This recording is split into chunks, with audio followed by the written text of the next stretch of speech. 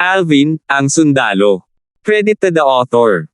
2750-68. Ang mga pangalan po na nandito ay galing sa mga name generator. Kung meron man pagkakatulad sa mga pangalan ng tao o lugar at pangyayari, ito ay tunay na hindi sinasadya.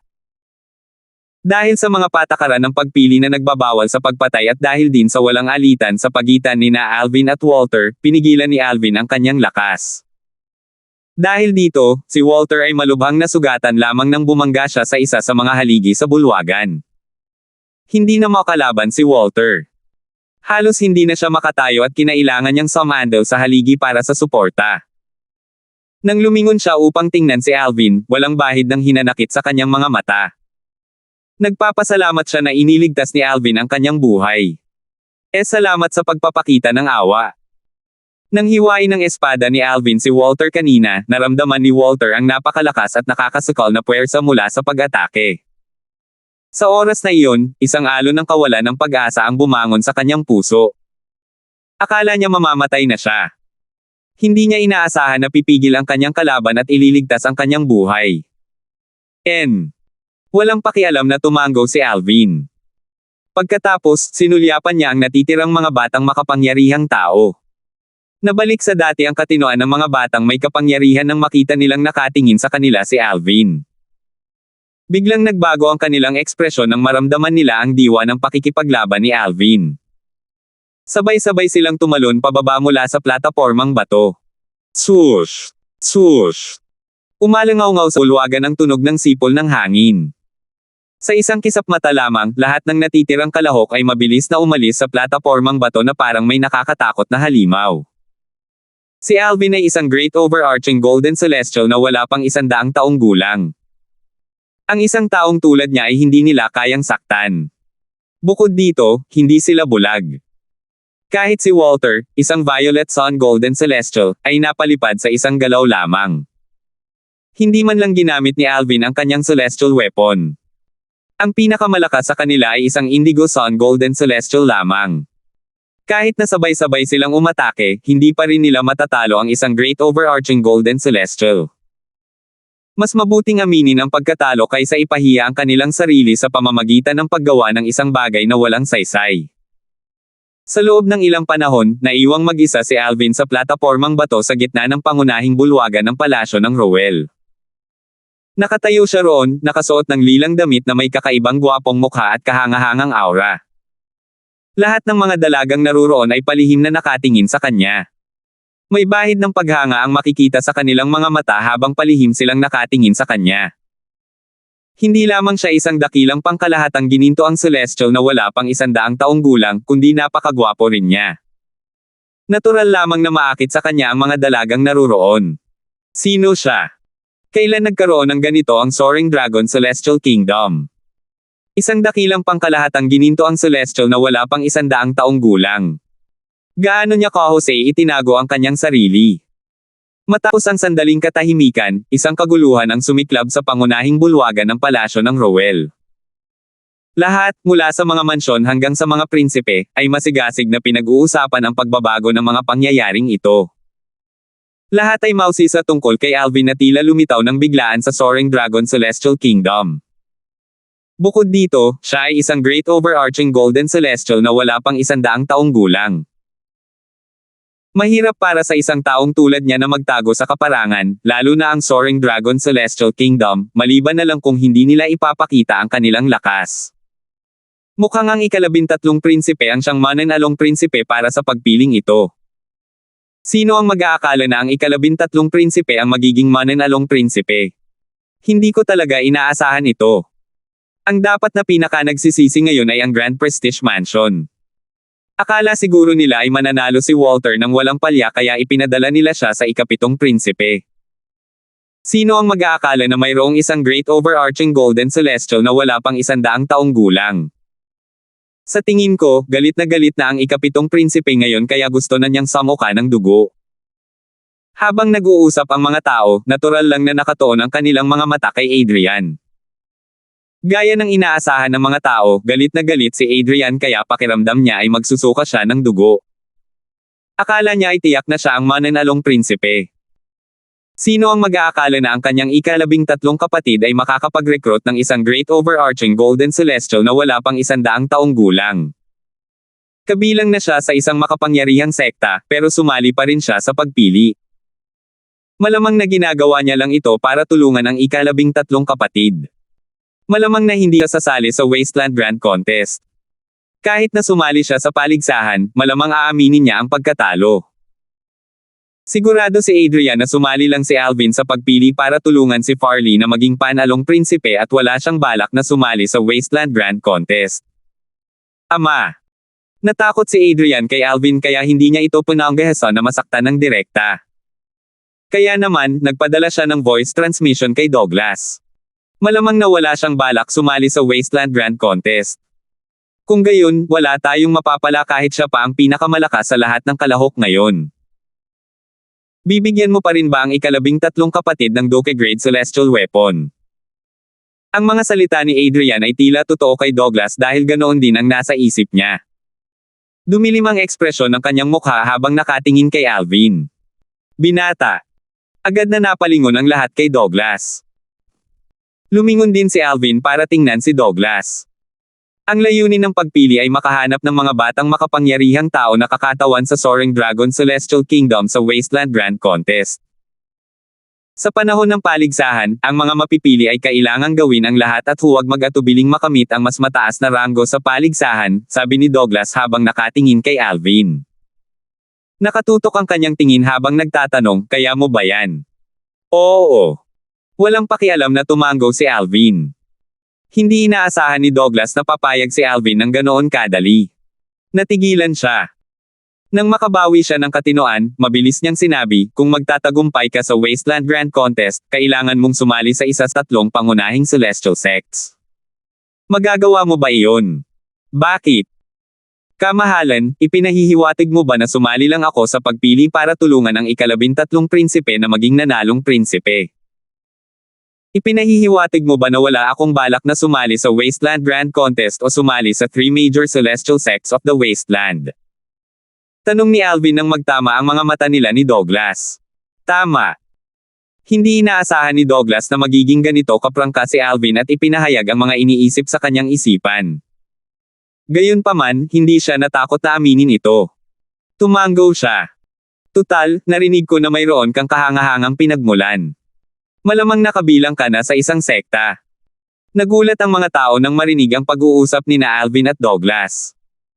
Base sa mga sinabi ng kamahalan, parang pamilyar siya sa binata na ito. Kilala ba siya ng kamahalan? Anong nangyayari? Bakit kilala siya ng kamahalan pero hindi pa natin siya naririnig? Nalaman ng mga mula sa mansyon sa ilalim ng Soaring Dragon Celestial Kingdom kung paano sinaktan ni Alvin ang pang-4 na miss ng angkan ng Blackwell at pinatay ang isang elder ng angkan ng Blackwell na isang Earth-rank overarching Heavenly Supreme Celestial. Binisita pa nga siya ni Charlie, ang pang-4 na prinsipe, ngunit hindi siya nang ahas na saktan ang damdamin. Kalaunan, sa isang nakakagulat na pangyayari, kahit ang pangatlong miss ng angkan ng Blackwell ay hindi kumilos laban sa kanya nang malaman niya ang nangyari. Hiniling pa niya sa kanyang kapatid na humingi ng tawad. Si Crystal, ang pangatlong miss ng angkan ng Blackwell, ay isang taong iginagalang kahit ng emperador. Bagamat pamangkin niya ito, tinatrato niya ito ng may lubos na paggalang. Dahil sa mga kadahilanang ito, maingat na tiningnan ng mga tao mula sa mansyon si Alvin. Kahit ang ikatlong miss ng Blackwell clan ay hindi naglakas loob na saktan siya. Dahil sa intelligence network ng Thousand Spiders Celestial Sect, malamang alam niya ang pinagmulan nito. Ibig sabihin lang nito ay mayroon siyang pambihirang pinagmulan. Malamang nagaling siya sa isang makapangyarihang sekta o angkan. Sang-ayon ako. Kung ganoon nga, bakit siya sasali sa Wasteland Grand Contest? Tutal, ang pinakamalaking atraksyon ay ang pagkakataong sumali sa 3 pangunahing celestial sects. Hindi naman talaga totoo yan. Kung kabilang siya sa isang makapangyarihang sekta, natural lang na hindi siya sasali sa isa sa 3 pangunahing sekta ng mga celestial. Gayunpaman, kung galing siya sa isang malakas na angkan, maaari pa rin siyang sumali sa isang sekta. Oo. May pagkakaiba ang isang angkan at isang sekta. Ang mga tao sa palasyo ng Rowell ay nagsimulang masigasig na pag-usapan ang mga pangyayari kay Alvin. Karamihan sa kanila ay napagpasyahan na si Alvin ay maaaring mula sa isang makapangyarihang angkan na kahit ang Thousand Spiders Celestial Sect ay hindi basta-basta masasaktan. Kung hindi, si Crystal, ang ikatlong binaygo ng angkan ng Blackwell, ay hindi mananatiling walang kibo. Nang marinig ang usapan sa paligid, hindi napigilan ni Adele ang sarili at nagtanong, "Ate, talaga bang galing siya sa isang makapangyarihang angkan?" Sa isang paraan. Walang pakialam na tumango si Crystal. Sa punong ito, ano ang masasabi niya? Masasabi ba niyang hindi niya masyadong alam? Hinayaan niya lang si Alvin na umalis dahil sa espesyal na relasyon nito sa kanyang matalik na kaibigan, si Belinda, na mula sa Compassionate Celestial Traveler Sect. 2,760 na po. Matapos makinig sa mga salita ni Crystal, inulit ni Adele ang mga salita kay Charlie, ang ika-4 na prinsipe. Kaugnay nito, ipinaalam ni Charlie sa kanyang ama, ang emperador ng Soaring Dragon Celestial Kingdom, ang kanyang natutunan sa pamamagitan ng voice transmission.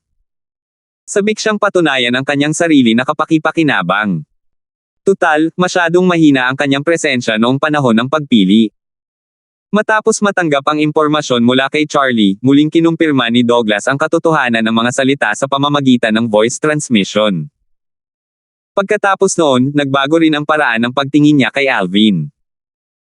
Plano kong sumali sa Martial Dragon Celestial Sect, prangkang sagot ni Alvin habang nakatitig kay Douglas. Sekta ng Celestial na Dragon ng Martial Dragon. Pagkatapos magsalita ni Alvin, ang pang-4 at pang-7 prinsipe, sina Charlie at Adrian, ay nagkaroon ng malaking pagbabago sa kanilang mga ekspresyon. Hindi ito magandang balita para sa kanila. Ang Martial Dragon Celestial Sect ay ang sekta na namamahala sa 13 matataas na ranggong Celestial Kingdoms, kabilang ang Soaring Dragon Celestial Kingdom.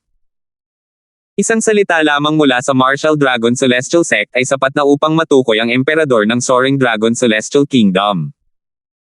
Dahil sa magandang relasyon ni Alvin kay Farley, paano sila hindi mag-aalala tungkol sa pagsali ni Alvin sa Martial Dragon Celestial Sect? Sa kabilang banda, hindi naman ganoon kalayo ang naisip ni Douglas. Panatag ang loob niya nang marinig niya ang plano ni Alvin na sumali sa Martial Dragon Celestial Sect. Hindi na siya nag-aalala na si Alvin ay sasali lamang sa selection para tulungan si Farley na maging panalong prinsipe o matalo sa Wasteland Grand Contest at tumangging sumali sa alinman sa 3 pangunahing Celestial Sect ng Wasteland. Sa katunayan, malaki ang magiging pakinabang niya kung mananalo si Alvin sa paligsahan at sasali sa Martial Dragon Celestial Sect. Ang 3 pangunahing Celestial Sect ay magbibigay ng malaking gantimpala sa mga Celestial Kingdom ng mga kalahok na may pinakamataas na ranggo. Sa wakas, tumingin si Douglas kay Farley at ipinahayag, sa kasong ito, ang nanalong prinsipe para sa napili ngayon ay ang ika-13 prinsipe. Natural lang, may mga taong natuwa tungkol dito at may mga taong hindi natuwa rito. Tuwang-tuwa si Farley, at ang pang-4 at ika-7 prinsipe, sina Charlie at Adrian, ay malinaw na hindi natuwa. Pareho silang nag-aalala na susuportahan ni Alvin si Farley para maupo sa trono kapag sumali na ito sa Martial Dragon Celestial Sect. Labis na nabalisa si Adrian dahil inakala niyang mananalo siya kung kakampi niya si Walter. Sino ang mag-aakala na darating si Alvin at aagawin ang kaluwalhasyang dapat sanay para sa kanya? Martial Dragon Celestial Sect. Gusto niyang sumali sa Martial Dragon Celestial Sect. Bahagyang kumunat ang noo ni Crystal nang marinig ang sagot ni Alvin. Mas gugustuhin niya sana kung sumali si Alvin sa Thousand Spiders Celestial Sect. Mas madali para sa kanya na bantayan si Alvin para kay Belinda sa ganoong paraan. Matutulungan niya itong maiwasan ang mga powerhouse mula sa Compassionate Celestial Traveler Sect. Hindi niya inaasahan na sasali si Alvin sa Martial Dragon Celestial Sect. Ayos lang. Pag-iisipan ko kung paano niya mababago ang isip niya mamaya. Sa pinakamasamang sitwasyon, hihilingin ko sa Master na hilingin sa kanya na sumama sa amin pagkatapos ng Wasteland Grand Contest, naisip ni Crystal sa sarili.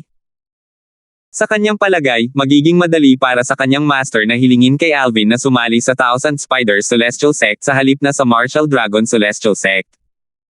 Tiwala siya dahil wala siyang alam sa maraming bagay tungkol kay Alvin.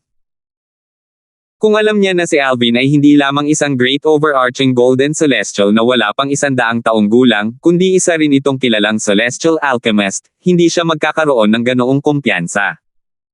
Nagsimulang mag-usap muli ang lahat sa palasyo ng Rowell. Naisip nila na napakaswerte ni Farley na makatagpo ng isang mahiwagang tulad ni Alvin. Dahil dito, maraming tao ang nagsimulang magbago ng kanilang opinyon, at naisip nila na may malaking pagkakataon si Farley na maging susunod na emperador ng Soaring Dragon Celestial Kingdom sa tulong ni Alvin. Sino ang mag-aakala na ang ika-13 prinsipe ay makakahanap ng isang batang makapangyarihang prinsipe na tutulong sa kanya na maging matagumpay na prinsipe? Napakaswerte talaga ng ika-13 prinsipe. Sayang, halos imposibleng maging susunod na emperador ng Soaring Dragon Celestial Kingdom. Hindi ako sigurado tungkol dyan. Huwag mong kalimutan na sinabi ng binata na nakasuot ng lila na balak niyang sumali sa Martial Dragon Celestial Sect.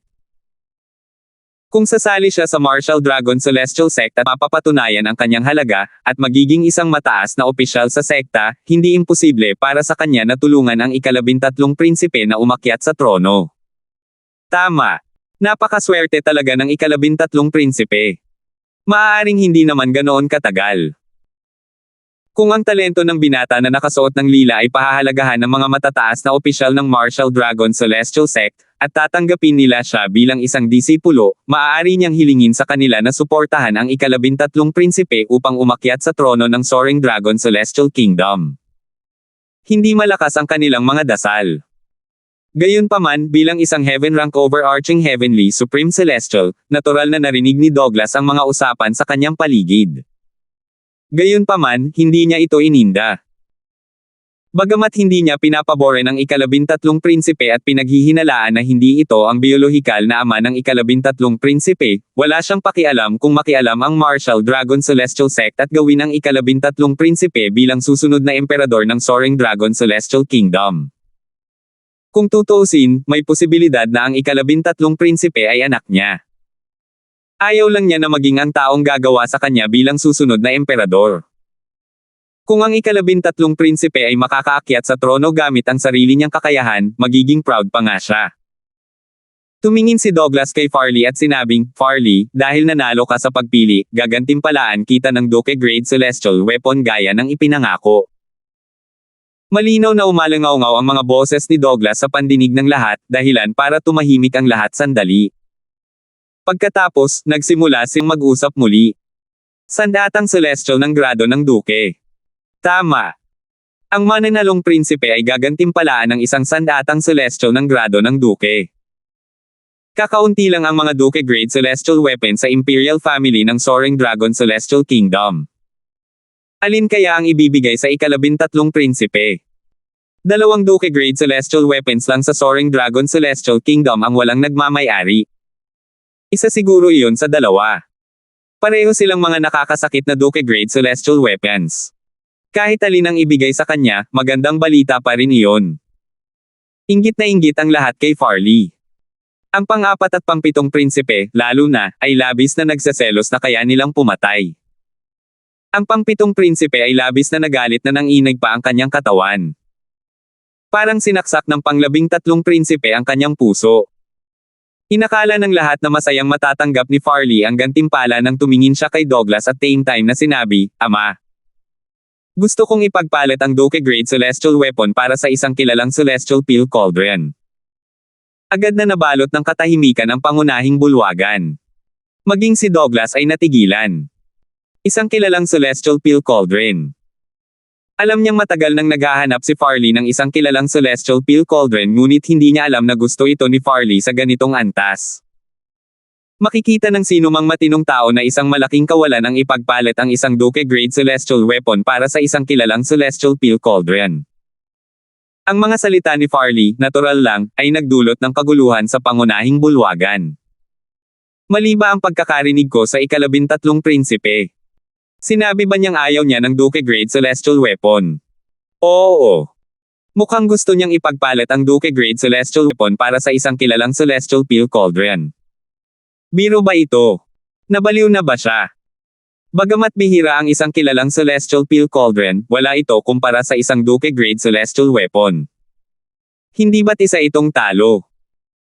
Marahil, iniisip niya na hindi talaga siya gagantimpalaan ng kanyang kamahalan ng isang Doge-grade celestial weapon kaya nagpa siya siyang humingi ng isang kilalang celestial peel cauldron para makuha ang pabor ng kanyang kamahalan. Kailangan ba? Sino ang nakakaalam? Nababaliw na ba siya? Natigilan sina Charlie at Adrian. Hindi nila inaasahan na ipagpapalit ni Farley ang isang Doge-grade celestial weapon para sa isang kilalang celestial cauldron. Sa kanilang palagay, isang hanggal lamang ang gagawa niyan. Sigurado ka bang gusto mong isuko ang Doge-grade celestial weapon kapalit ng isang kilalang peel cauldron? Seryosong tanong ni Douglas. Farley, kailangan mong pag-isipan ito ng mabuti. Wala nang magagawa pa pagkatapos mong magdesisyon. Ama, sigurado ako tungkol dyan, matatag na sabi ni Farley, gusto ko ang prominenteng kaldero ng peel, hindi ang Doge-grade celestial weapon. Sa sandaling ito, si Alvin na nakatayo sa platapormang bato ay lumipad papunta sa tabi ni Farley at sumingit, ikalabintatlong prinsipe, hindi na ito kailangan. Hindi mawawala ang mga kilalang kaldero ng peel kapag sumali na ako sa Martial Dragon Celestial Sect. Gayunpaman, sino ang nakakaalam kung makakakuha ka pa ng isa pang Doge-grade celestial weapon kapag sinuko mo na ang pagkakataong ito? Natural lang na alam niyang sinusubukan ni Farley na kumuha ng isang kilalang kaldero ng peel para sa kanya. Naantig siya sa ginawa ni Farley, ngunit ayaw niyang isuko ni Farley ang isang Doge-grade celestial weapon para sa kanyang kapakanan. 2,761. Hindi hanggal si Alvin. Natural lang, alam niyang balak ni Farley na kumuha ng isang prominenteng kaldero para sa kanya sa pamamagitan ng pagsuko sa Doge-grade celestial weapon. Kapatid na Darfield, may kaunting panahon pa bago ang Wasteland Grand Contest. Huwag mo akong subukang hikayatin na huwag na, nakapagdesisyon na ako. Umiling si Farley. Pagkatapos, humarap siya kay Douglas at sinabi sa malinaw na boses, Ama, nakapagdesisyon na akong ipagpalit ang Doge-grade celestial weapon para sa isang kilalang celestial peel cauldron. Dahil nakapagdesisyon ka na, ipagkakaloob ko sa iyo ang iyong kahilingan. Sumangayon si Douglas at hindi na nagsalita pa para pigilan si Farley dahil nakapagdesisyon na si Farley. Bukod pa rito, medyo nag-aalangan pa rin siyang gantimpalaan ang anak niyang ito ng Doge-grade celestial weapon. Gayunpaman, dahil hayagang ginawa niya ang pangakong iyon, wala na siyang pagpipilian para gantimpalaan si Farley ng Doge-grade celestial weapon. Bilang isang emperador, hindi na niya maaaring bawiin ang kanyang mga sinabi. Natural lang na masaya siyang ibigay ang kahilingan ng kanyang anak at ipagpalit ang Doge-grade celestial weapon para sa isang kilalang celestial peel cauldron. Sa katunayan, kahit na humingi ang kanyang anak ng 2 kilalang celestial peel cauldron, malugod pa rin siyang susunod. Sa palagay ni Douglas, bagamat mahalaga ang isang kilalang celestial peel cauldron, hindi ito maihahambing sa isang Doge-grade celestial weapon. Higit sa lahat, ang mga kilalang celestial peel cauldron ay isa lamang pagtatanghal sa mga kamay ng Imperial Family ng Soaring Dragon Celestial Kingdom. Wala silang silbi rito. Sa kabilang banda, ibang usapan ang Doge-grade celestial weapon. Nang maglabas si Douglas ng utos na gantimpalaan si Farley ng isang kilalang celestial peel cauldron sa halip na isang Doge-grade celestial weapon, muling nagkagulo ang mga tao sa Royal Palace. Mga langit. Talagang ipinagpalit ng ikalabintatlong prinsipe ang isang Doge-grade celestial weapon para sa isang kilalang celestial peel cauldron. Akala ko hindi siya seryoso. Sigurado akong magbabago ang isip niya. Sino ang mag-aakala na ganoon na lang siya kadeterminado na ipagpalit ang isang Doge-grade celestial weapon para sa isang kilalang celestial peel cauldron? Hindi ko alam kung ano ang iniisip niya. Walang silbi sa kanya ang kilalang celestial peel cauldron, di ba? Plano ba niyang gamitin ang isang kilalang celestial peel cauldron para makaakit ng isang kilalang celestial alchemist sa kanyang serbisyo? Talagang hinayaan mong lumipad ang imahinasyon mo, di ba? Anong klaseng tao sa tingin mo ang isang kilalang celestial alchemist? Paano matutokso ang isang kilalang celestial alchemist sa isang simpleng kilalang celestial peel cauldron? Totoo iyan. Ang isang kilalang celestial alchemist ay hindi matutokso ng isang kilalang celestial peel cauldron lamang. Kahit ang isang celestial alchemist na nakakuha lang ng isang kilalang celestial fire ay hindi matutokso. Madali lang para sa isang kilalang celestial alchemist na makakuha ng isang kilalang celestial peel cauldron kung tutuusin. Hindi maintindihan ng mga tao sa pangunahing bulwagan ng palasyo ng Rowell ang mga kilos ni Farley. Inisip nila na nababaliw na siya. Walang kilalang celestial alchemist ang matutokso sa isang kilalang celestial peel cauldron. Tutal, ang mga kilalang celestial alchemist ay madaling makakakuha ng mga kilalang celestial peel cauldron. Madali silang makakasali sa alinman sa tatlong pangunahing sekta sa kaparangan at maging isang elder. Bakit nila pagnanasaan ang isang kilalang celestial peel cauldron kung napakaraming kilalang celestial peel cauldron sa tatlong pangunahing celestial sect? Gayun din, inakala ni na Charlie at Adrian na hanggal si Farley. Hindi ko talaga siya maintindihan. Paano siya naging ganoon katanga? Sa tingin ba niya ay makukuha niya ang pabor ng ama sa pamamagitan nito at makuha ang pagsang-ayon ng ama para makipaglaban para sa trono? Walang muwang. Natural lang, walang balak sina Charlie at Adrian na pigilan din si Farley. Natuwa silang makita si Farley na nakagawa ng isang malaking pagkakamali na sa tingin nila ay nagawa nila. Bakit niya gusto ng isang kilalang celestial peel cauldron? Kung mayroon mang taong malinaw ang isip sa pangunahing bulwagan, iyon ay si Crystal, ang ikatlong binibini ng angkan ng Blackwell. Tiningnan niya si Farley nang may pag-aalinlangan. Batay sa kanyang pagkaunawa kay Farley, alam niyang hindi ito isang taong pabaya at hindi gagawa ng ganoong kalokohang pagkakamali. Siguro may silbi siya sa kilalang celestial peel cauldron. Bagamat hindi niya alam ang dahilan, sigurado siyang may dahilan si Farley sa paggawa nito. Nanatiling walang pakialam si Farley nang harapin niya ang mga nagdududa at mapangot siyang tingin ng lahat. Natural lang na alam niyang matatalo siya, pero hindi niya ito pinagsisihan. Una, nangako siyang tutulungan si Alvin na makakuha ng isang kilalang celestial peel cauldron. Pangalawa, sa pamamagitan ng pagtulong kay Alvin, mas mapapalakas niya ang relasyon niya kay Alvin. Sa kanyang palagay, mas makabubuti para sa kanya ang magkaroon ng magandang relasyon kay Alvin kaysa sa magkaroon ng Duke-grade celestial weapon. Ikalabintatlong prinsipe. Bagamat alam ni Alvin ang intensyon ni Farley, naantig pa rin siya. Gaya ng sinabi ni Farley kanina, may ilang oras pa bago ang Wasteland Grand Contest. Matatagalan pa bago niya makuha ang isang kilalang celestial peel cauldron maliban kung ipakilala niya ang kanyang sarili bilang isang kilalang celestial alchemist sa Martial Dragon Celestial Sect. Pinili ko ba ang mas mahabang landas? Sa katunayan, hindi ko kailangang sumali sa selection ngayon o sa Wasteland Grand Contest, madali akong makakasali sa Martial Dragon Celestial Sect basta't ibunyag ko na isa akong kilalang celestial alchemist. Basta't hihilingin ko ito, lalo na ang isang kilalang celestial peel cauldron, malamang makakakuha rin ako ng Duke-grade martial weapon mula sa Martial Dragon Celestial Sect. Bukod dito, kahit hindi ako sumali sa Wasteland Grand Contest, matutupad ko pa rin ang pangako ko kay Brother Peter at makapasok sa maliit na mundong iniwan ng isang Celestial King. Hindi ito naisip ni Alvin kanina dahil hindi niya inaasahan na magiging isang kilalang celestial alchemist siya sa lalong madaling panahon. Sa huli, nagpa siya si Alvin na huwag ng pag-isipan pa ang bagay na iyon. Hayaan mo na. Dahil pinili ko sumali sa Wasteland Grand Contest, itutuloy ko ang landas na ito. Samantala, maaari ko nang simulan ang pagpipino ng mga kilalang celestial peels ngayong mayroon na akong kilalang celestial peel cauldron. Nagpatuloy ang pagpili para sa nanalong mansyon matapos mapagpasyahan ang nanalong prinsipe. Ang nanalong mansyon ay ang mansyon ng hari ng Skysong. Ang kinatawan na tumulong sa kanila na manalo ay isang Indigo Sun Golden Celestial na wala pang 100 taong gulang kahit na mas mahina siya kaysa kay Walter. Bumulong ng malalim ang hari ng Grand Prestige Mansion, Sus Mariosep. Kung alam ko lang na may nakatagong trahedya ang ikalabintatlong prinsipe, hindi ko na sana ipinadala si Walter sa ikapitong prinsipe. Hindi ko lang siya natulungang maging nanalong prinsipe, kundi nawalan din ako ng pagkakataong maging nanalong mansyon.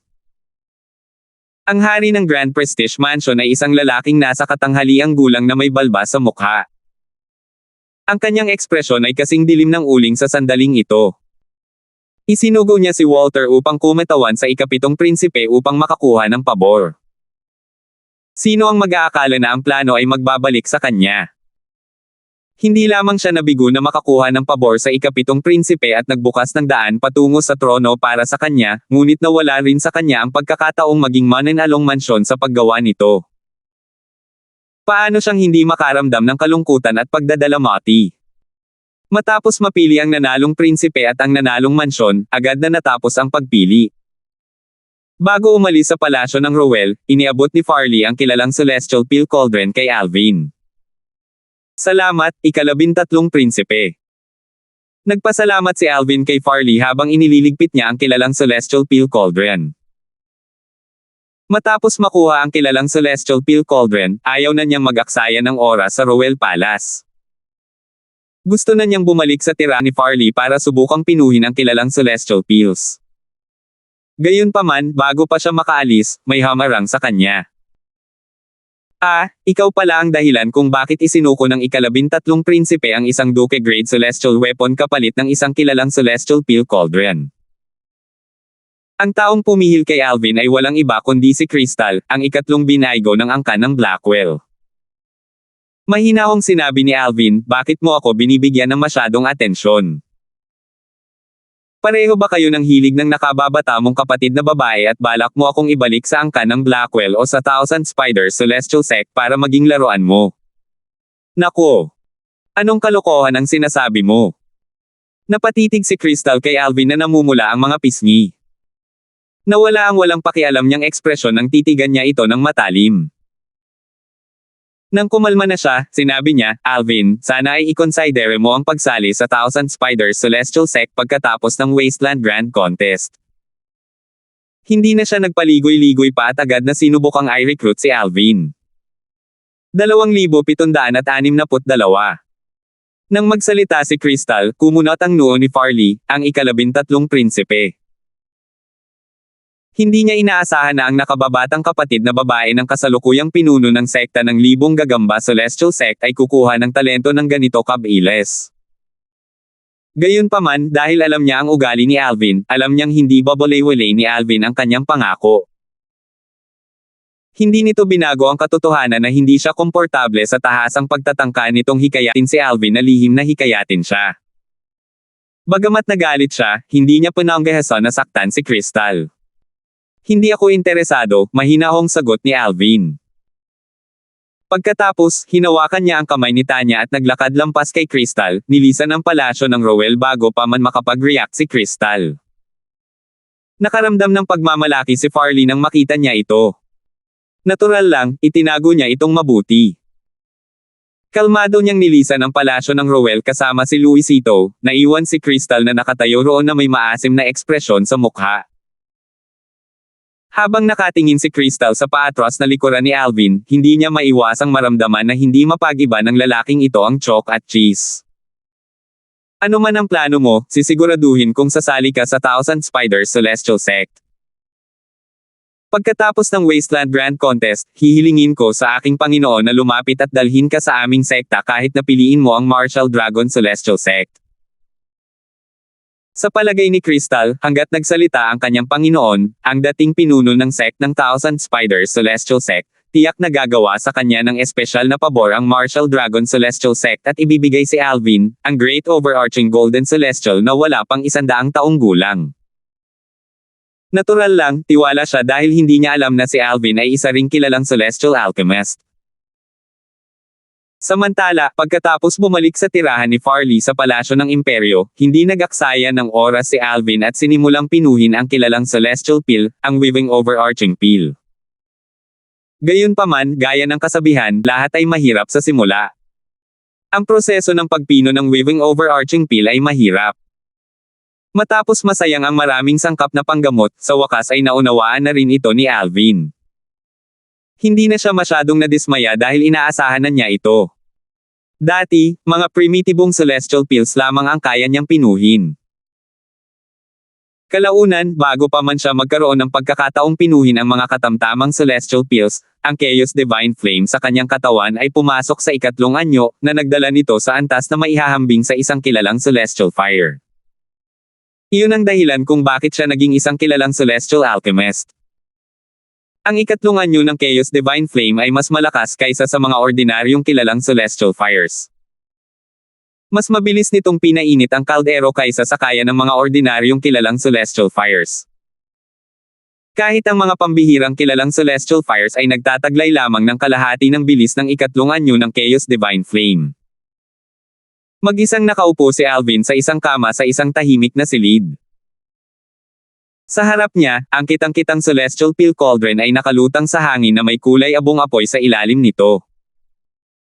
Sa Devata Realms, kinailangang painitin ng mga celestial alchemist ang mga kaldero upang pinuhin ang mga celestial peels.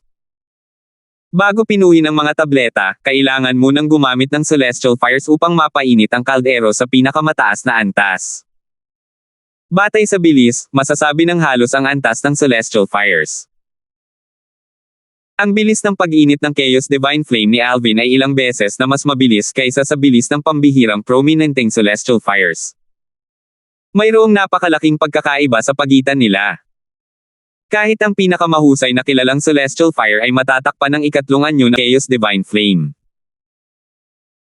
Pagkatapos kong maging dalubhasa sa pagpino ng kilalang celestial peels, magiging madali para sa akin na pinoin ang pambihirang prominent celestial peel, ang overarching heaven peel. Tiwala si Alvin tungkol dito. Tuwang-tuwa siya. Hindi niya inaasahan na ang ikatlong anyo ng Chaos Divine Flame ay magiging mas mahusay kaysa sa kilalang celestial fire sa Devata Realms. Pero, ano ang Chaos Divine Flame? Ito ay ang ikatlong anyo pa lamang. Ano kaya ang magiging itsura nito kapag pumasok na ito sa ika-4 na anyo, ika-5 anyo, ika-6 na anyo, o ika-7 anyo sa hinaharap? Gaano kaya ito kalakas? Huminga ng malalim si Alvin nang maisip niya ito. Nariyan din ang Profound Divine Metal. Tila may pagkakatulad ito sa Chaos Divine Flame. Ang Profound Divine Metal sa katawan ko ay tila nasa pangalawang anyo. Dati, akala ko ang tanging tungkulin ng Profound Divine Metal ay protektahan ang kaluluwa ko at gawin itong hindi tinatabla ng mga atake ng kaluluwa. Natural na naisip ni Alvin ang depektibong piraso ng metal, ang Profound Divine Metal, malapit sa kanyang kaluluwa nang maisip niya ang Chaos Divine Flame. Ang malalim na banal na metal ay produkto ng pagsasanib ng ibinigay sa akin ng ikatlong tiyuhin ni Kelly, si Joshua, at ng kakaibang bato na natagpuan ko sa aking bayan sa kontinente ng ulap. Pagkaraan ng ilang sandali, natanto ni Alvin. Teka! Ang pangalawang anyo ng malalim na banal na metal. Posible ba? Na ang kakaibang bato sa aking bayan at ang bagay na ibinigay sa akin ni Joshua ay parehong unang anyo ng isang malalim na banal na metal. Natuwa siya sa ideya. Gayunpaman, hindi siya 100% sigurado. Hindi alam ni Alvin na tama ang kanyang sinabi. Ang bagay na ibinigay sa kanya ni Joshua at ang batong natagpuan niya sa kanyang bayan sa makamundong kaharian ay mga unang anyo ng malalim na banal na metal. Nang magsama ang mga ito, sila ang naging pangalawang anyo ng malalim na banal na metal. Habang nakatuon si Alvin sa pagpino ng mga tableta, may paparating na problema sa Divine Offering Land. Ang Reed Clan ang pinakamalakas na puwersa sa lupain ng banal na alay. Sa makatuwid, ang teritoryo ng angkan ay napakalawak. Sa ilalim ng normal na mga pangyayari, ang teritoryo ng Reed Clan ay karaniwang mapayapa. Gayunpaman, ngayon, biglang lumitaw ang maitim na ulap na nakabalot sa libu-libong milya sa teritoryo ng Reed Clan. Tinakpin ng mga ulap ang kalangitan, at sa isang iglap lamang ay nilubog ang teritoryo ng Reed Clan sa walang katapusang kadiliman. Sa sandaling ito, isang dumadagandong na boses ang umalangaw-ngaw sa hangin. Sino ang maglalakas loob na manggulo sa Reed Clan? Kasabay nito, isang kumikinang na espada ang lumitaw at pumailanglang sa kalangitan. Swoosh! Sus Mariosep! Napakalaki ng talam. Pagkakita pa lang nito, agad nitong pinawi ang madilim na ulap na naghatid ng liwanag pabalik sa teritoryo ng Reed Clan. Gaman ang loob ng mga tao mula sa Reed Clan nang makita nila ito. Kumilos na ang patriarka. Iniisip ko kung sino ang nanghihimasok. Sa palagay ko ay hindi galing sa lupain ng banal na alay ang nanghihimasok. Kung hindi sila taga-banal na lupain ng mga alay, kung gayon, sila ang mga makapangyarihang nilalang mula sa magkatulad na kaharian na may mga salungatan sa ating banal na lupain ng mga alay. Kahit ano pa ang sama ng loob ng nanghihimasok sa Reed Clan, tiyak na mawawalan siya ng kahit isang patong ng balat kahit hindi siya mamatay ngayong kumilos na ang patriarka. Mahirap sabihin. Dahil ang tao ay nangahas na hayagang pukawin ang galit ng Reed clan, nangangahulugan ito na hindi siya natatakot sa patriarka. Habang nag-uusap ang mga miyembro ng Reed clan, ang maitim na ulap na kakalat lang ay nagtipon-tipon sa bilis ng kidlat, muling ibinagsak ang teritoryo ng Reed clan sa kadiliman. Magpakilala ka. Muling umalangaw-ngaw ang malakas at magaspang na boses. May bahid ng galit na maririnig sa tono. Isang matalim ngunit paos na boses ang umalangaw-ngaw sa hangin bilang tugon. Patriarka ng pamilyang Reed, naaalala mo ba kung paano mo ako ginawa ng mali noon? Ang soundwave ay gumulong at pumatay sa maraming miyembro ng Reed clan na may mahinang cultivation base. Kahit ang mga may karaniwang cultivation base ay nasugatan. Samantala, ang mas malalakas na miyembro ay nakatuon sa paglaban sa soundwave. Ikaw si Wan Jun. Muling umalangaw-ngaw ang malakas at magaspang na boses. Malinaw na galit na ang may-ari ng boses. Isa na namang maliwanag at nagliliyab na espada ang pumailan lang sa kalangitan. Malinaw na mas lakas ito kaysa sa naunang espada. Matapos ikalat ang maitim na ulap, humampas ito sa lahat ng direksyon na parang isang baliw na halimaw. Kasabay nito, sa isang malaking mansyon sa isang liblib na sulok ng teritoryo ng Reed clan, maraming figure ang lumitaw at nagtipon sa isang kisap-mata lamang. Isang matandang lalaki na nakasuot ng abuhing damit ang sumigaw ng may madilim na ekspresyon sa kanyang mukha, masama ito. Wala na ang mga taong iniutos ng patriarka na ikulong. Espesyal na hiniling sa amin ng patriarka na maging mas maingat habang binabantayan ang mga taong ito. At ngayon, wala na silang lahat. Kapag nalaman ito ng patriarka, tapos na tayo. Ano ba ang nangyayari? Posible kayang pinakawalan sila ng nanghihimasok? Imposible. Mga mortal lang sila mula sa mundane realm, paano sila nagkaroon ng koneksyon sa mga makapangyarihang tao? At, hindi mo ba narinig? Tinawag ng patriarka ang nanghihimasok bilang Wan Jun. Wan Jun. Parang pamilyar ang pangalan. Wan Jun.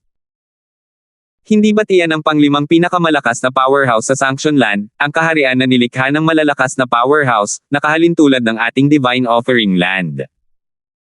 Bakit siya napunta sa Divine Offering Land? Sa sandaling ito, isang pabaya na figure ang lumitaw sa isang lugar na malayo sa teritoryo ng Reed clan. Iniligtas ko silang lahat. Kung malalaman ito ni Natalie, tiyak na mapapawi ang kanyang lungkot. 2,763. Kung nandito lang si Alvin, tiyak na makikilala niya ang pabaya na figure. Ito ay walang iba kundi si Joshua, ang ikatlong tiyuhin ni Kelly sa kanyang unang kaliwa, na nakilala niya sa makamundong kaharian. Sa lahat, ang daanan sa pagitan ng banal na lupain ng alay at ng Devata realm ay sarado na kaya hindi ko kayo personal na maibabalik. Gayunpaman, gamit ang aking lakas, maaari ko pa ring buksan ang isang daanan sa isang Devata realm na patungo sa mga makamundong kaharian. Ang daanan ay maaari lamang tumanggap ng mga mas mahihina kaysa sa isang dakilang pangkalahatang ginintoang celestial. Bubuksan ko na ang daanan para sa inyo ngayon. Maaari kayong makatagpo ng mga black hole, ngunit gamit ang aking kakayahan, ligtas ko pa rin kayong maipapadala sa mga makamundong kaharian. Kung tungkol sa kung saang makamundong kaharian kayo ipapadala, wala iyon sa aking kontrol. Nagmamadali akong paalisan kayo dahil nag-aalala akong matuklasan ng aking kuya ang inyong kinaroroonan pagkatapos niyang harapin ang makapangyarihang tao mula sa Sanction Land. Hanggat nananatili kayo sa banal na lupain ng alay, hindi kayo makakapagtago mula sa aking kuya. Tiningnan ni Joshua ang isang napakagandang hugis palasyo na selyo na hawak niya. Kinausap niya ang selyo na parang naiintindihan siya nito.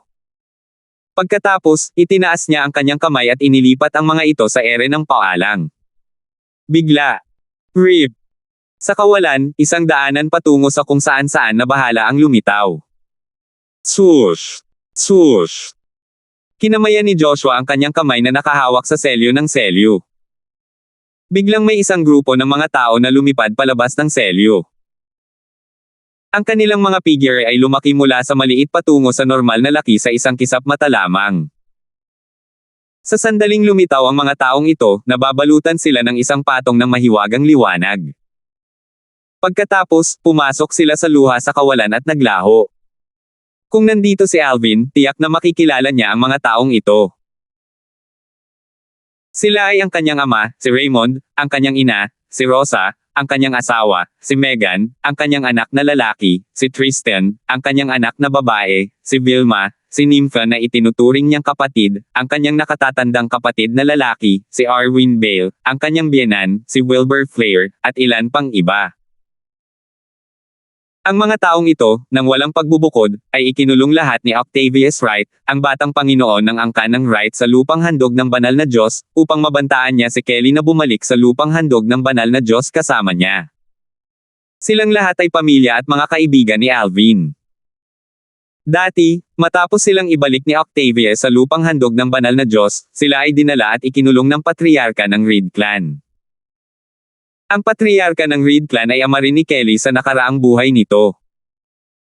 Plano niyang gamitin ang mga taong ito upang takutin si Kelly na pakasalan si Octavius.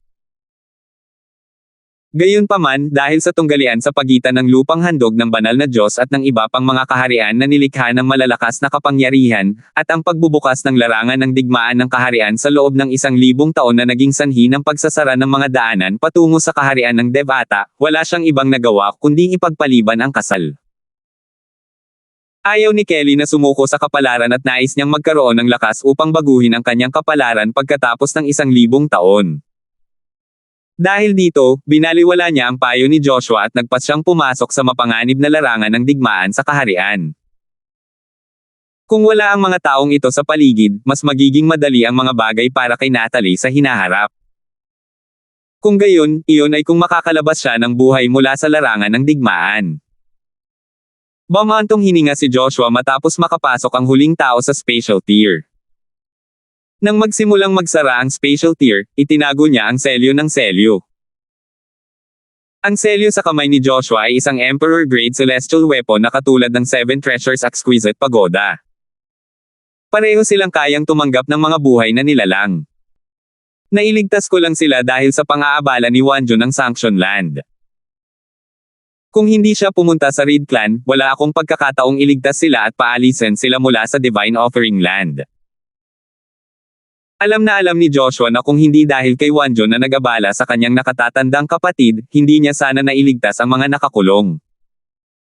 Di nagtagal, nawala na lang bigla si Joshua, at bumalik sa teritoryo ng Reed clan.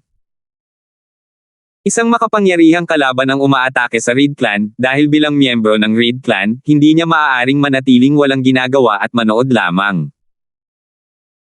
Pagkatapos makapasok sa spatial passage, sina Raymond, Rosa, Megan, Tristan, Vilma, at iba pa ay madaling nakadaan sa passage salamat sa tulong ni Joshua Reed. Sa simula, dapat sana ay ipadala sila sa iisang mundong kaharian. Maging si Joshua ay sigurado rito. Gayunpaman, sa hindi inaasahang pagkakataon, habang naglalakbay sina Raymond at ang iba pa, isang pambihirang magulong bagyo ang naganap. Dahil dito, si Raymond at ang iba pa ay nahati sa ilang grupo at ipinadala sa iba't ibang mundong kaharian. Mabuti na lang at dahil sa proteksyon mula sa kapangyarihan ni Joshua, ligtas silang lahat na nakapasok sa mundong kaharian. Natural lamang na walang alam sina Alvin at Kelly sa lahat ng ito. Sa larangan ng digmaan sa kaharian. Ang Realm Battlefield ay magbubukas kada 10,000 taon at mananatiling bukas sa loob ng 1,000 taon. Maituturing itong isang sentro na nagdurugtong sa ilang magkaparehong realm na nasa parehong antas ng Divine Offering Land.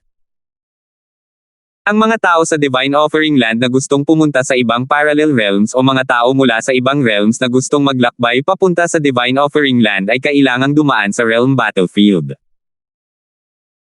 Si Wanjun, ang lalaki mula sa angkan ng Kesa Sanction Land, na pumunta sa Reed clan ay kinailangan ding dumaan sa Realm Battlefield upang makarating sa Divine Offering Land. Sa sandaling ito, maraming tao mula sa iba't ibang kaharian ang nakikipaglaban. Bago pumasok sa Realm Battlefield, bawat tao ay bibigyan ng token bago sila pumasok.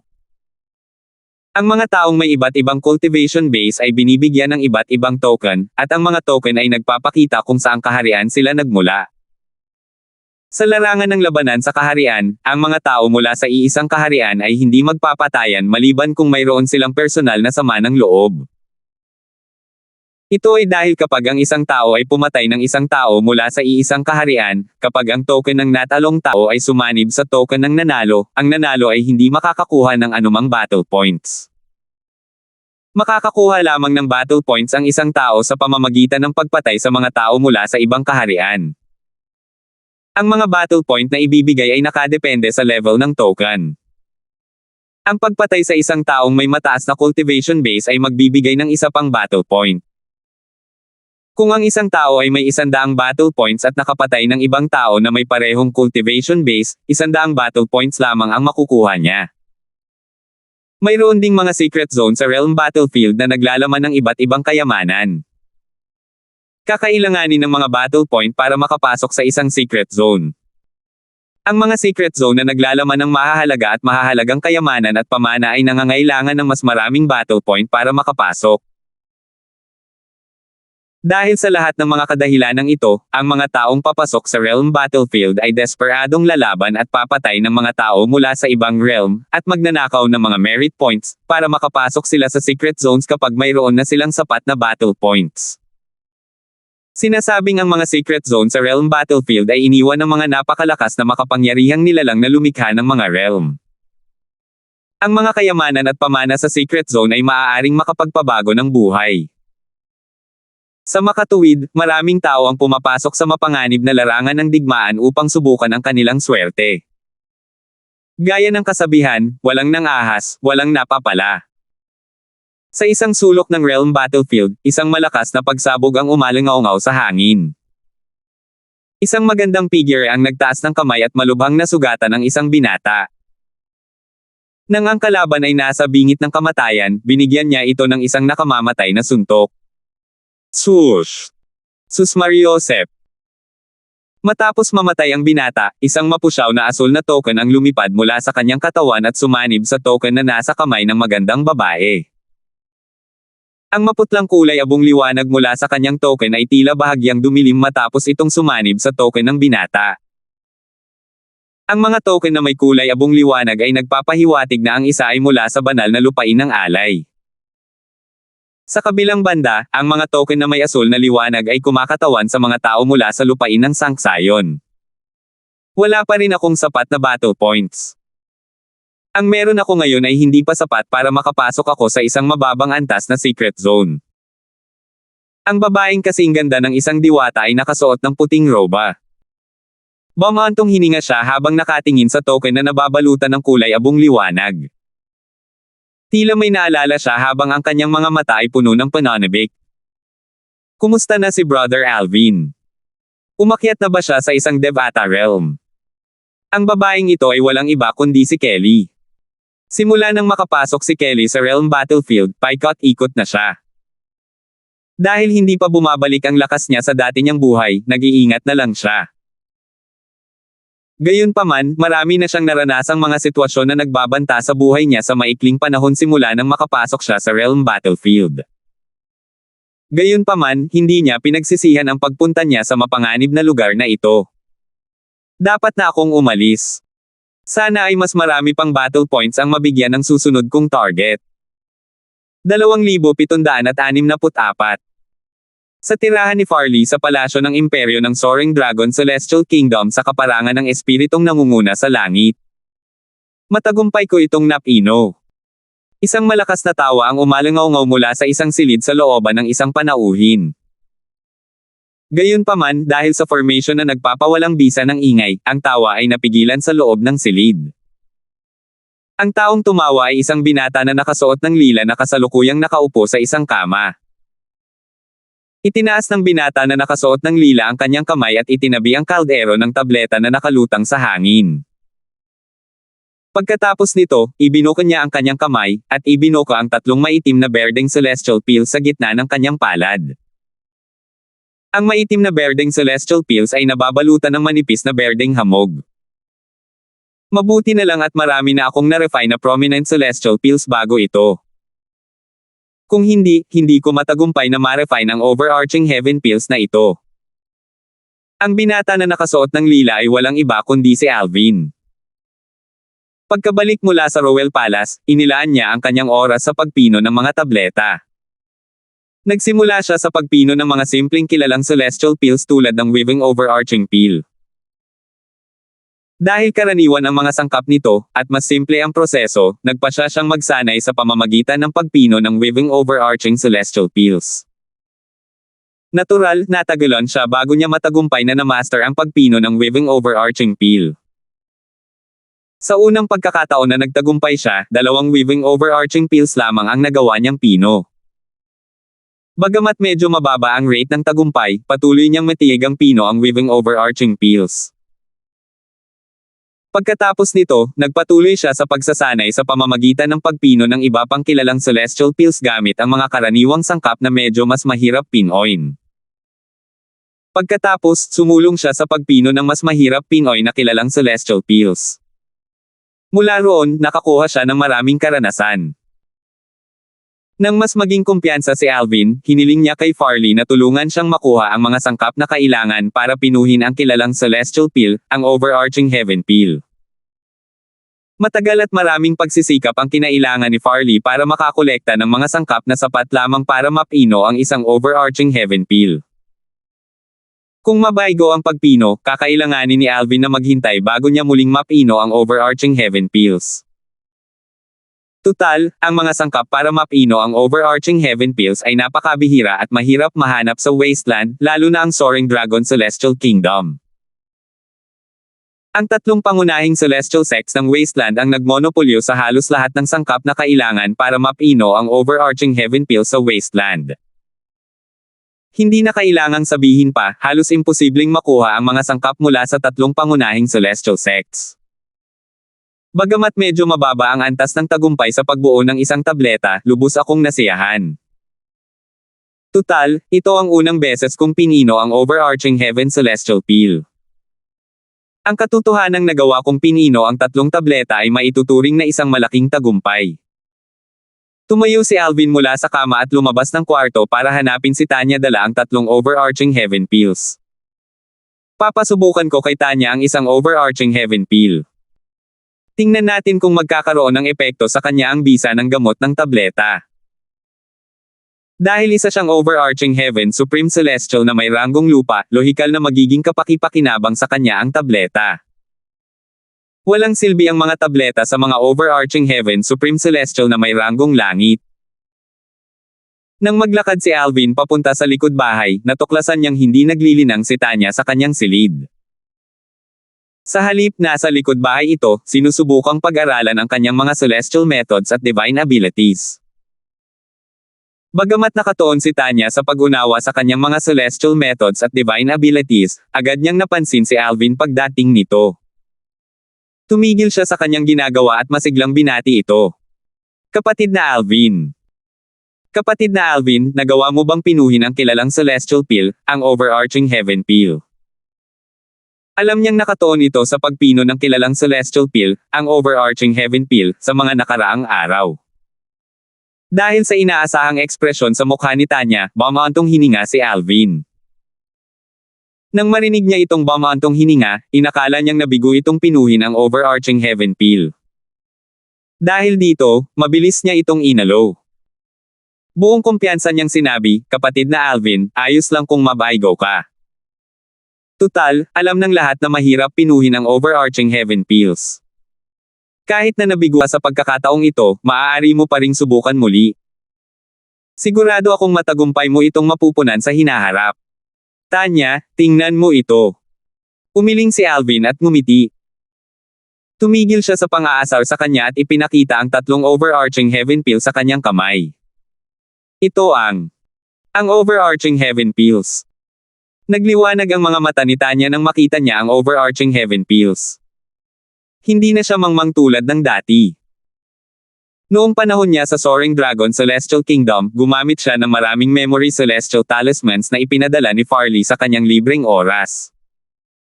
Mayroong lahat ng uri ng impormasyon na naitala sa memory celestial talismans. Mula sa memory celestial talismans, nalaman niya ang tungkol sa kilalang celestial peel, ang overarching heaven peel. Dahil dito, nakilala niya ang mga tableta nang ipakita ito sa kanya ni Alvin. Oo. Ngumiti si Alvin at tumango. Gayunpaman, ito ang unang pagkakataon na pinino ko ang overarching heaven pills kaya medyo mababa ang success rate ng pagbuo ng mga tabletang ito. 3 lang ang nagawa kong pinino. Bago pa makasagot si Tanya, isang boses ang umalangaw mula sa langit. Na-refine mo ba ang overarching heaven pills? Agad na dumilim ang ekspresyon ng dalawa. Sino ang nandyan? Sino yan? Sabay na napatingin silang dalawa sa direksyon kung saan nanggaling ang boses. Swoosh! Sa kalangitan sa itaas ng kanilang patio, isang itim na figure na parang multo ang makikita. Ito ay isang lalaking nakasuot ng itim na damit na may gininto ang palamuti. Matipuno ang kanyang katawan. Sa sandaling ito, dahan-dahan siyang bumaba mula sa kalangitan. Maya-maya, sa wakas ay lumapag siya sa harap ni na Alvin at Tanya. Ang kanyang mukha ay natatakpan ng isang gininto ang maskara. Bukod doon, isang gininto ang token na may nakasulat na "Kill" ang makikitang nakasabit sa kanyang baywang. Ang token ay may bahid ng pulang tina sa paraang tila may tumutulo na dugo mula sa token. Isang mamamatay tao na may gintong medalya. Biglang nagbago ang ekspresyon ni Alvin nang makita niya ang damit at gintong token ng lalaki. Nagbago rin ang ekspresyon ng mukha ni Tanya. Alam ni Alvin ang tungkol sa mga black market assassin sa 3 lungsod na kontrolado ng 3 pangunahing celestial sects ng Wasteland. Ang mga black market assassin ay nahahati sa mga gold medal assassin, silver medal assassin, at bronze medal assassin. Ang mga bronze medal assassin ang pinakamahina sa 3. Binubuo sila ng Great Overarching Golden Celestials, at ang pinakamalakas sa kanila ay isang peak Great Overarching Golden Celestial lamang. Ang mga Silver Medal Assassin ay pawang mga Heaven Rank Overarching Heavenly Supreme Celestials. Ang pinakamalakas ay isang Peak Heaven Rank Overarching Heavenly Supreme Celestial. Sa huli, kakaunti lamang ang mga Gold Medal Assassin. Lahat sila ay Celestial Dogs. Nalaman ni na Alvin at Tanya ang tungkol sa mga Black Market Assassin sa Wasteland sa pamamagitan ng isang Memory Celestial Talisman. Kaya naman, nakilala nila ang mga damit ng isang black market assassin. May posibilidad na ang lalaking nasa harap nila ay isa lamang impostor, ngunit hindi inisip ni na Alvin at Tanya na malamang na ganoon. Tutal, kung ang tao ay hindi isang Celestial Duke, hindi siya madaling makakapasok sa Imperial Palace ng Soaring Dragon Celestial Kingdom dahil ang palasyo ay palaging binabantayan ng isang peak overarching Heavenly Supreme Celestial na bumabalot sa palasyo gamit ang kanyang Divine Consciousness. Alam mo bang isa akong Gold Medal Assassin? Mukhang marami ka namang alam tungkol sa mga Black Market Assassin. Ang matipunong lalaking nakasuot ng itim na roba na may gintong palamuti ay tumingin kay Alvin bago bumagsak ang kanyang mga mata kay Tanya. Sa sandaling ito, hindi suot ni Tanya ang kanyang belo at sombrero. Kitang-kita ang kanyang anyo at pangangatawan. Namangha ang matipunong lalaki sa kagandahan nito habang lumiwanag ang mga mata. Napakagandang babae.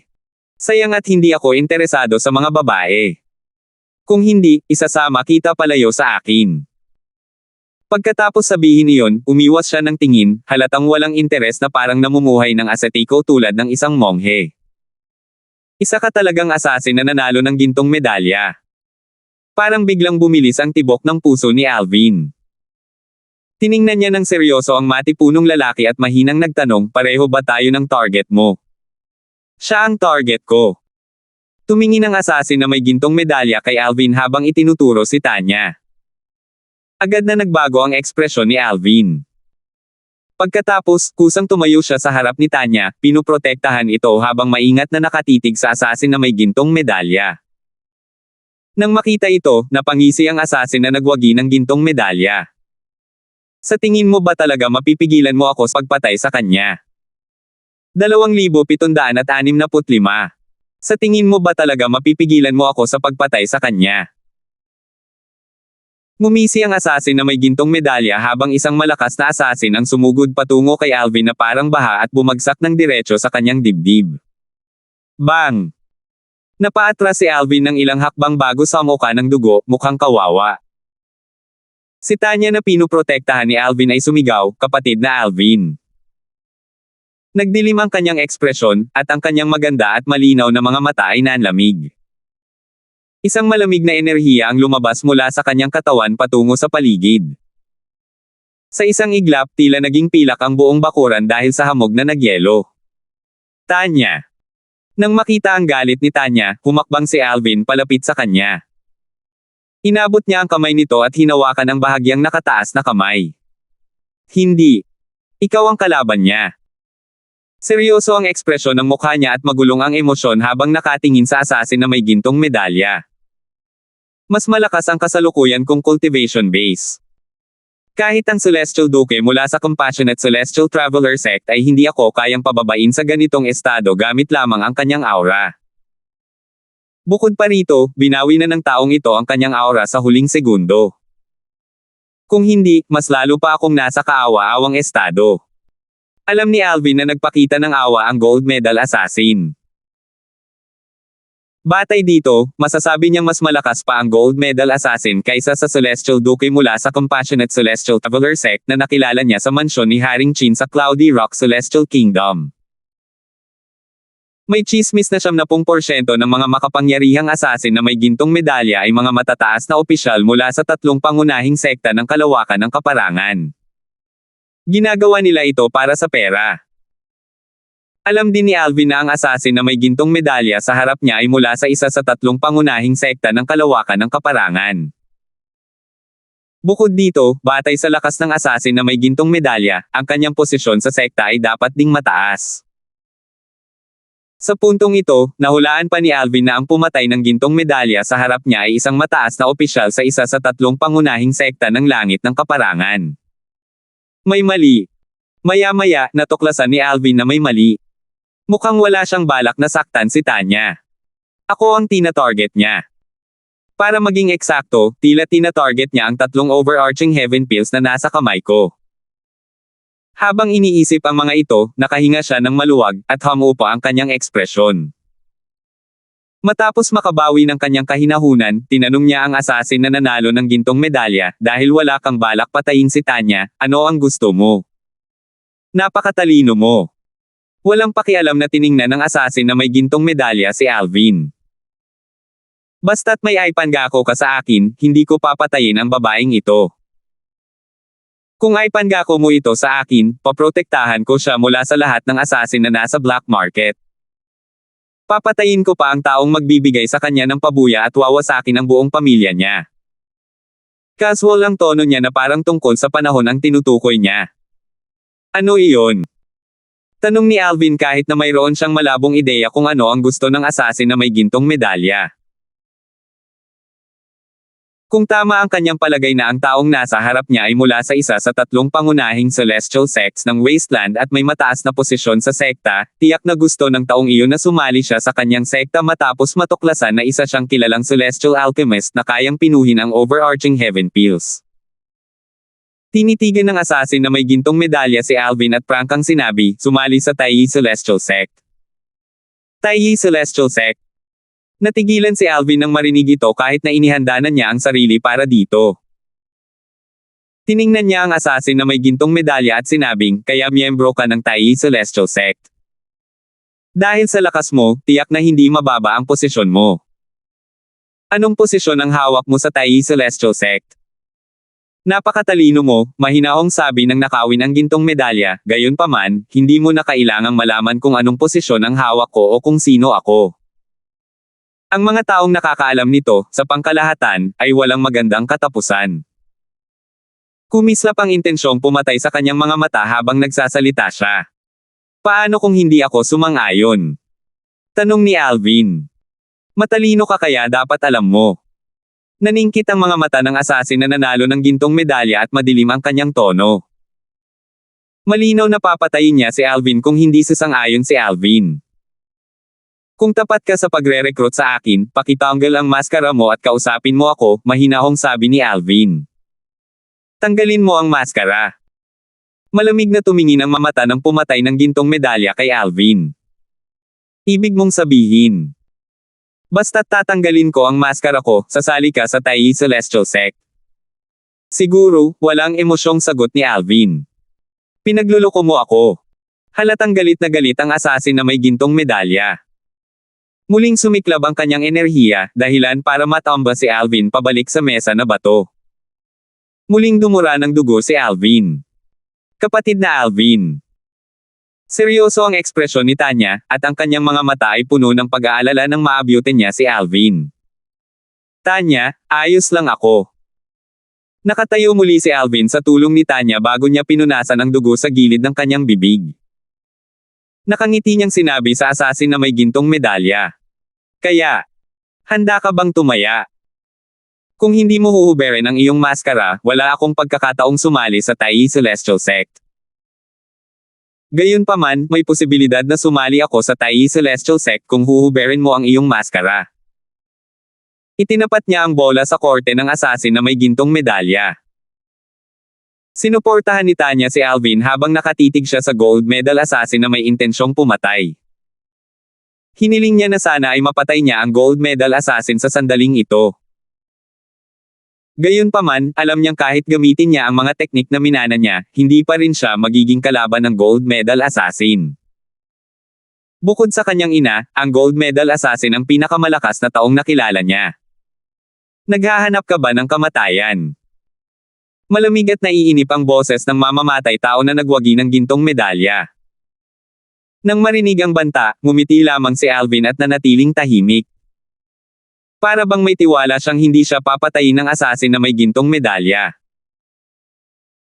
Pagkaraan ng ilang sandali, gaya ng inaasahan ni Alvin, huminga ng malalim ang asasin na nanalo ng gintong medalya at inabot ang kamay para hawakan ang kanyang maskara nang makita niyang hindi susuko si Alvin.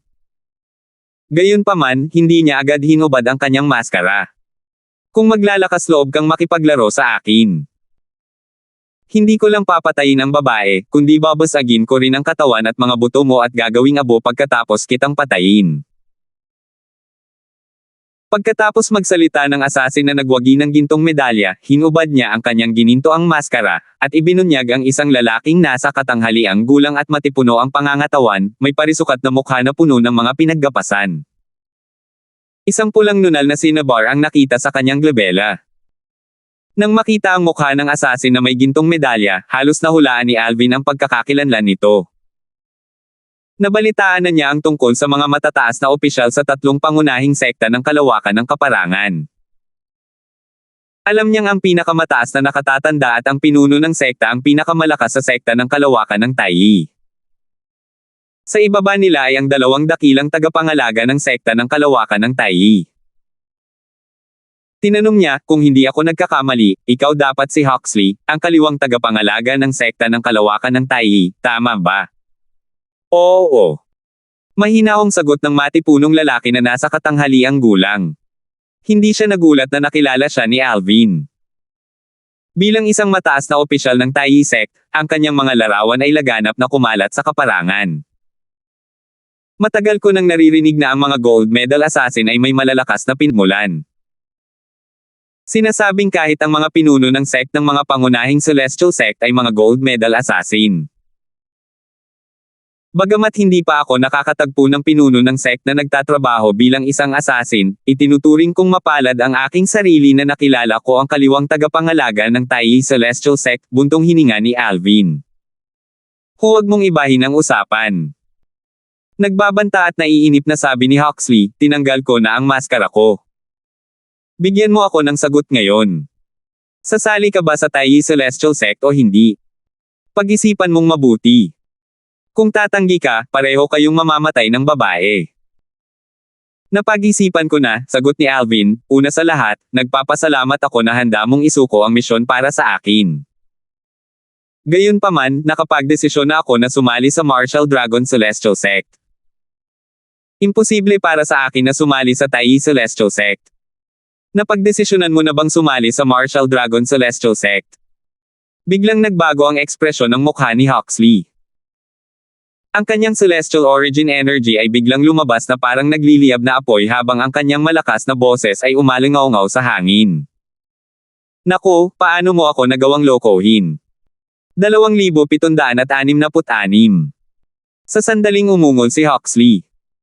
Ang napakalawak at maringal na celestial origin energy sa katawan ni Huxley ay biglang lumabas, na parang 6 na kidlat. Lumikha ang mga ito ng isang nakakatakot na tanawin. 6 na kombinasyon ng Celestial Duke.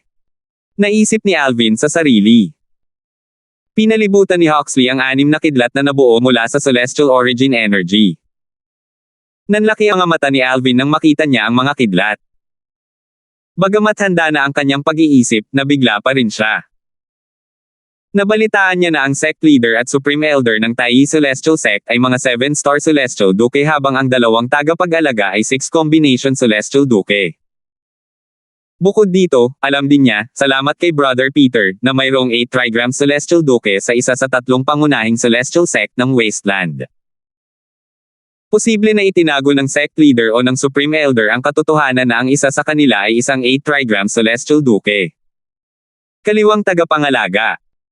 Nanatiling kalmado pa rin si Alvin nang harapin ang galit na si Huxley. Kung papatayin mo kami ni Tanya, ang tanging mapapala mo ay isang nakumpletong misyon. Gayunpaman, mawawala sa iyo ang pagkakataong may tumulong sa iyo na pinuhin ang prominent celestial pill, ang overarching heaven pill. Nang marinig ang mga salita ni Alvin, si Huxley, na dating galit na galit, ay tumigil sa kanyang mga galaw. Nagtanong siya ng may pang-uuwim, hindi ba't sinabi mong hindi ka sasali sa Tai Celestial Sect? Oo, hindi ako maaaring sumali sa Tai Celestial Sect. Gayunpaman, kahit na hindi ako sumali sa sekta, hindi ibig sabihin na hindi kita matutulungan na pinuhin ang overarching heaven pill. Hanggat bibigyan mo ako ng mga sangkap na kailangan, pipinuhin ko ang overarching heaven pill para sa iyo kahit na sumali na ako sa Martial Dragon Celestial Sect. Hindi ko babawiin ang aking mga sinabi, sabi ni Alvin, syempre, kakailanganin mong magtiwala sa akin. Matamang tinitigan ni Huxley si Alvin habang pinag-iisipan ang mga sinabi ni Alvin.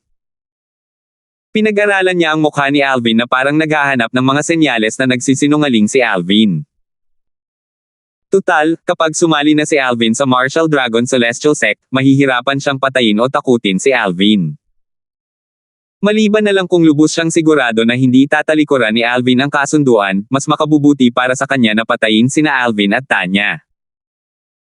Nanatiling kalmado si Alvin na walang bahid ng pagkakasala sa ilalim ng matinding pagsisiyasat ni Huxley. Hindi niya kailanman babaguhin ang kanyang mga sinabi. Sana ay hindi mo ako biguan. Sa huli, pinili ni Huxley na magtiwala kay Alvin. Bukod sa kanyang likas na ugali na nagsasabi sa kanya na si Alvin ay hindi isang taong hindi tapat, naramdaman niya mas maraming benepisyo kung hindi niya papatayin si Alvin. Bukod dito, walang kahihinatnan kahit na hindi niya matapos ang kanyang misyon. Siya ang kaliwang tagapangalaga ng Tai Celestial Sect. Kung magbubunga ang kanyang sugal kay Alvin, makakakuha siya ng maraming overarching heaven pill. Whoosh! Swoosh! Bago pa man makapag-react sina Alvin at Tanya, kumurap ang katawan ni Huxley, at nawala siya sa kanilang paningin na parang multo habang umalingaw-ngaw ang kanyang boses sa hangin. Ang taong nagbigay ng pabuya sa babae ay ang Golden Light King, ang Golden Tiger ng Golden Light Mansion. Pagkaalis ko, tutulungan kitang patayin siya at ang kanyang pamilya. Ang hari ng gininto ang liwanag, ang ginito ang tigre. Nanlamig ang ekspresyon ni Alvin nang marinig niya ito. Hindi niya inaasahan na ang hari ng gininto ang liwanag ay ganoon kadesperado sa paghihiganti na kukuha siya ng isang mamamatay tao na gumagamit ng ilegal na droga para patayin si Tanya. Dati, nagkaroon ng alitan sina Alvin at ang ama ng Golden Light King dahil pareho silang nagtataglay ng second form Chaos Divine Flames. Sa huli, nasipsip ni Alvin ang Chaos Divine Flame ng kalaban matapos mapatay ni Tanya ang kalaban. Gayunpaman, ang ama ng Golden Light King ang unang umatake sa kanya. Pinatay lamang ni Tanya ang ama ng Golden Light King para protektahan ito. Mabuti na lang at isa na akong prominent celestial alchemist ngayon at kaya ko nang pinuhin ang prominent celestial pill, ang overarching heaven pill. Kung hindi, siguradong mamamatay na si Tanya. Nakaramdam ng takot si Alvin nang maisip niya ito.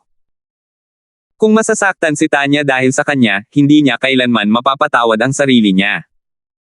Ang gininto ang haring liwanag. Ang gininto ang tigre. Bakit niya ako binigyan ng pabuya? Ano ang ginawa ko sa kanya? Taliwas kay Alvin, si Tanya na palaging isang taong walang inaalala at masayahin, ay matagal nang nakalimutan ang nakaraan. Tanya, natatandaan mo pa ba yung matandang gustong pumatay sa akin? Siya ang matandang prinsipe ng Golden Light Mansion. Noong panahong iyon, hiniling ko sa inyo ni Luisito na protektahan ako, at ginamit ninyo ang inyong celestial origin energy para bumuo ng mga pader na yelo para protektahan ako, paalala ni Alvin sa kanya. Nang marinig ito, sa wakas ay naalala ni Tanya ang nangyari. Malamig ang mga mata niya habang sinasabi, kaya pala ang lalaking iyon. Kung alam ko lang na mangyayari ito, pinatay ko na sana siya agad. Bueno, hindi mo na kailangang gumawa ng kahit ano ngayon. Papatayin siya ng kaliwang tagapangalaga ng Tai Celestial Sect para sa atin, sabi ni Alvin. Kapatid na Alvin, bakit mo kami tinutulungan kahit hindi ka naman sumasali sa Tai Celestial Sect? Bakit niya kami tinutulungan ng ganito? Naguguluhan na tanong ni Tanya. Tanya, matalino naman talaga siyang tao.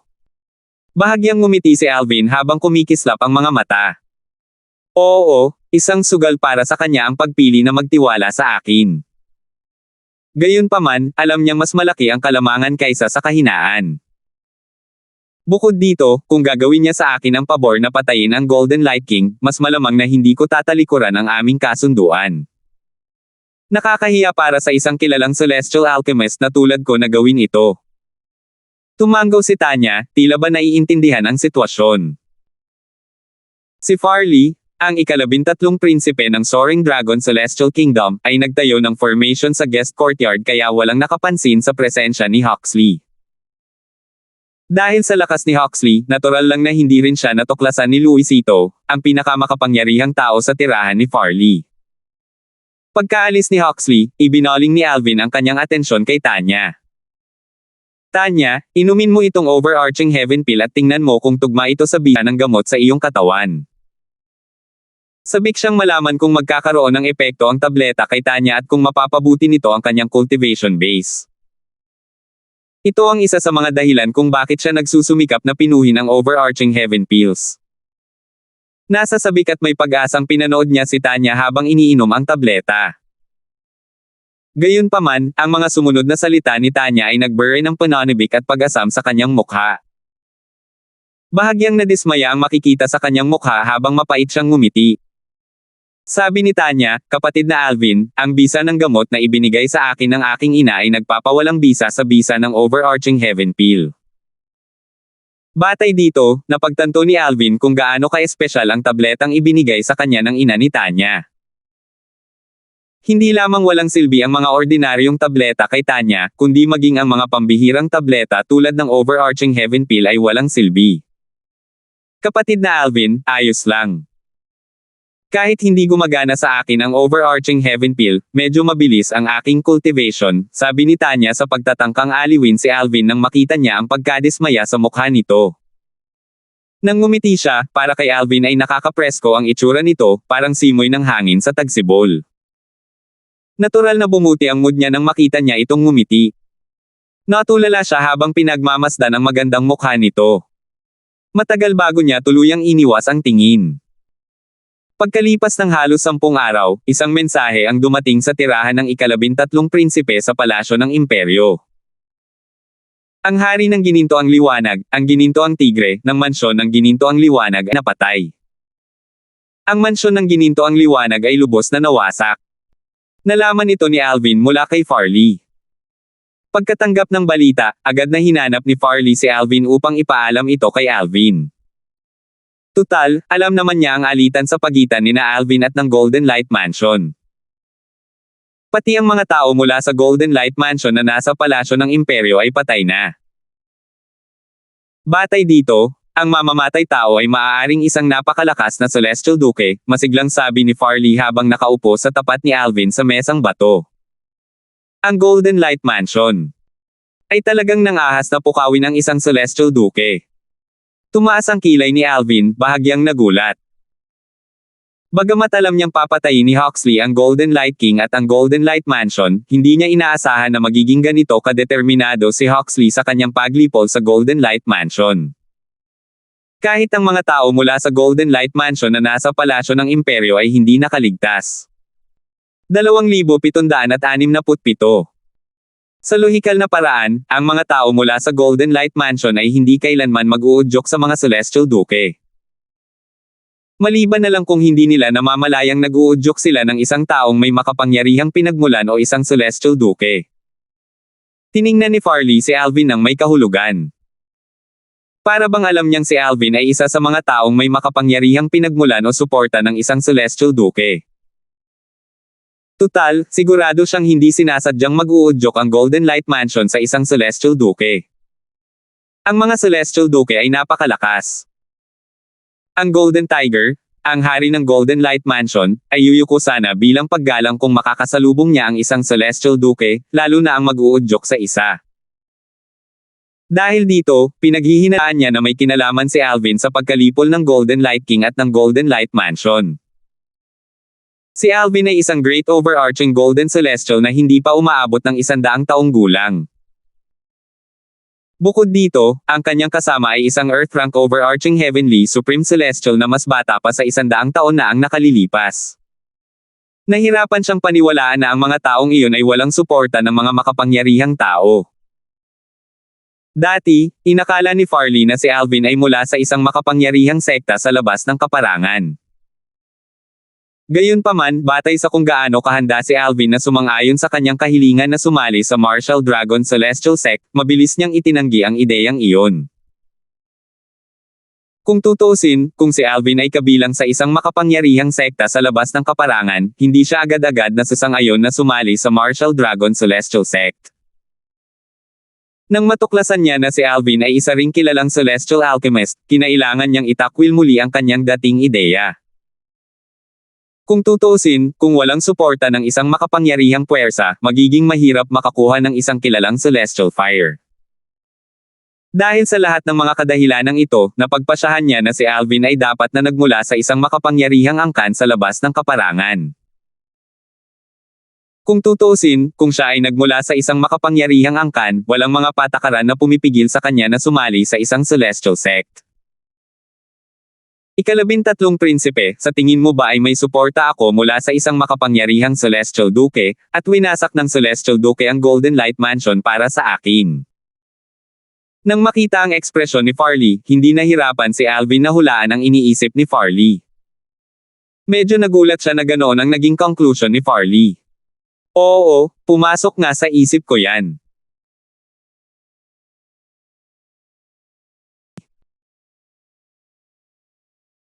Hindi niya itinanggi ang mga sinabi ni Alvin. Ang masasabi ko lang ay, sa katunayan, may kinalaman ako sa pagkawasak ng Golden Light Mansion. Gayunpaman, hindi ko masasabing sinusuportahan ako ng Celestial Duke na iyon. Ang taong Samire sa Golden Light Mansion ay ang kaliwang tagapangalaga ng Taiyi Celestial Sect, si Huxley, tapat na sagot ni Alvin.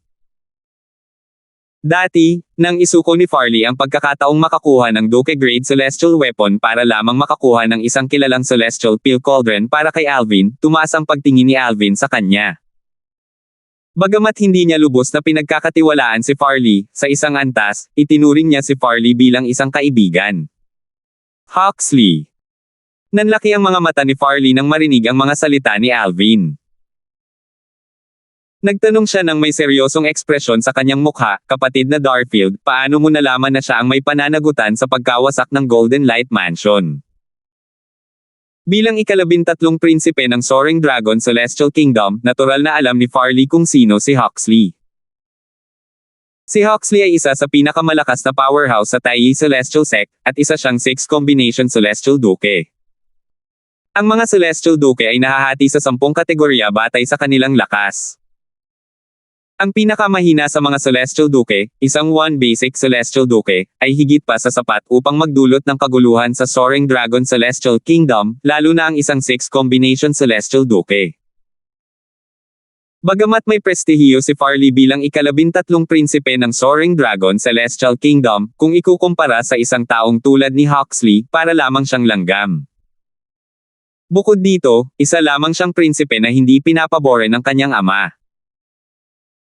Kahit na ang pang-apat o ikapitong prinsipe na pinapabore ng kanyang ama ay mapatay ni Huxley, wala nang magagawa ang kanyang ama, ang emperador. Sa katunayan, malamang nahihingi ng tawad ang kanyang ama at sasabihing karapat-dapat patayin ni Huxley ang kanyang anak. Masyadong mataas ang posisyon ni Huxley, at masyado siyang malakas. Kahit na si Farley ang maging emperador sa hinaharap, kailangan pa rin niyang igalang si Huxley. Oo, hinanap niya ako. Sabi ni Alvin habang ikinukwento ang nangyari ng walang itinatago. Ano? Umupo ang Golden Light King ng isang black market assassin para patayin si Tanya. Gulat na bulalas Farley nang biglang magbago ang ekspresyon ng kanyang mukha. Makikita sa kanyang mga mata ang mga bahid ng balak na pumatay nang sabihin niya, walang hiya. Dapat siyang mamatay. Kung alam ko lang sana ito, kahit hindi kumilos si Huxley, sisiguraduhin kung hindi siya makakalusot.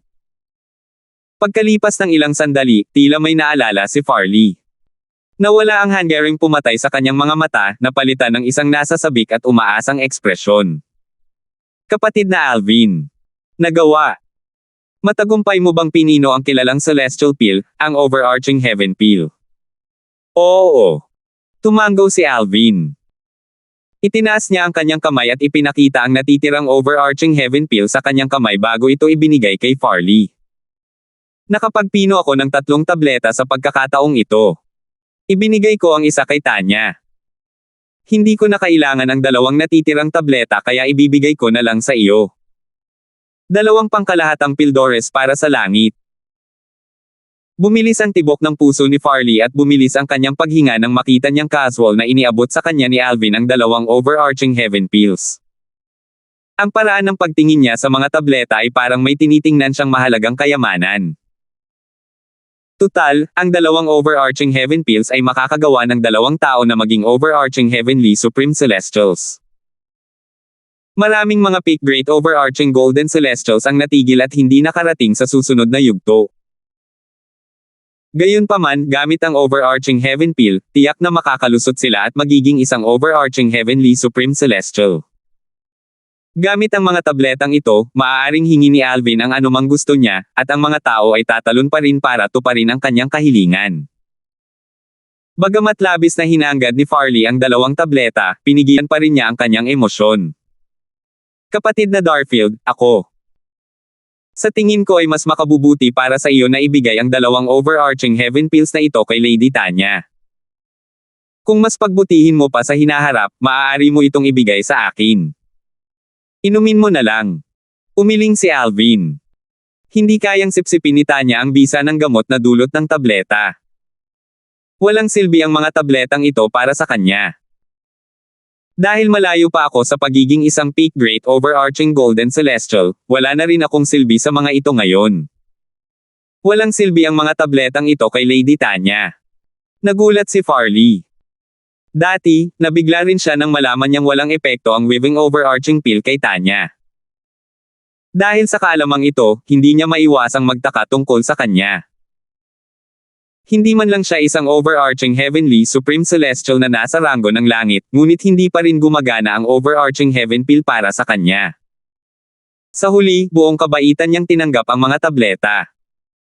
Pagkatapos ng maikling paghinto, nagtanong si Farley, kapatid na Darfield, plano mo ba talagang pinuhin ang overarching heaven pills para kay Huxley? Siyempre naman. Tumango si Alvin. Nangako na ako sa kanya, at hindi ako yung tipo ng taong babawi sa mga sinabi ko. Bukod pa rito, kahit malupit ang pagpatay sa bawat tao mula sa Golden Light Mansion, nagawa niya iyon dahil sa akin. Kapatid na Darfield, isa kang ang marangal na tao, papuri ni Farley. Lumipas ang oras sa isang kisap mata lamang. Nagtagal, oras na para sa Wasteland Grand Contest. Nang araw na iyon, isang malaking grupo ng mga tao ang lumabas mula sa Soaring Dragon Celestial Kingdom ng buong pagmamalaki.